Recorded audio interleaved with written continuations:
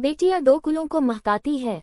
विवाह के बाद पहली बार मायके आई बेटी का स्वागत सप्ताह भर चला। सप्ताह भर बेटी को जो पसंद है वो सब किया गया। वापस ससुराल जाते समय पिता ने बेटी को एक अति सुगंधित अगरबत्ती का पुडा दिया और कहा कि पुत्री, तुम जब ससुराल में पूजा करोगी तब यह अगरबत्ती जरूर जलाना। माँ ने मंद स्वर में कहा, बिटिया प्रथम बार मायके से ससुराल जा रही है तो भला कोई अगरबत्ती जैसी चीज देता है।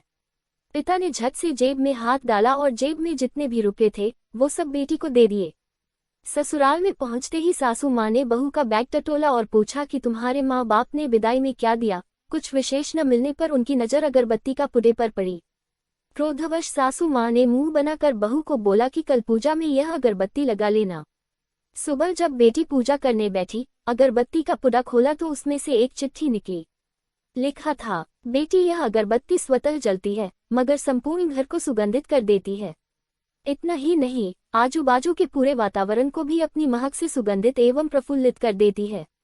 हो सकता है कि तुम कभी पति से कुछ समय के लिए रूठ जाओगी या कभी अपने सास ससुर जी से नाराज हो जाओगी, कभी देवर या नन से भी रूठ हुई, कभी तुम्हें किसी से बातें सुननी भी पड़ जाए या फिर कभी अड़ोस पड़ोसियों के बर्ताव पर तुम्हारा दिल खट्टा हो जाए, तब तुम मेरी यह भेद ध्यान में रखना।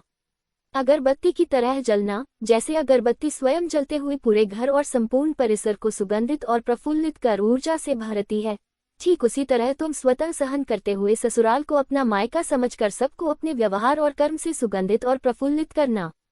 बेटी चिट्ठी पढ़कर फफक दोकर रोने लगी। सासू माँ दौड़कर आई।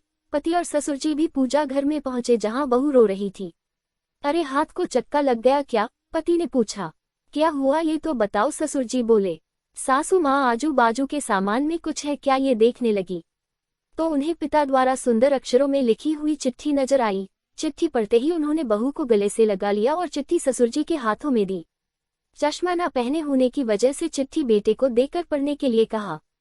सारी बात समझते ही संपूर्ण घर स्तब्ध हो गया।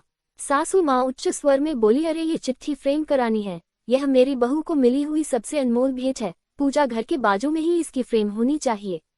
और फिर सदैव वह फ्रेम अपने शब्दों से संपूर्ण घर और अगल बगल के वातावरण को अपने अर्थ से महकाती रही और अंततः अगरबत्ती का पुडा खत्म होने के बावजूद भी।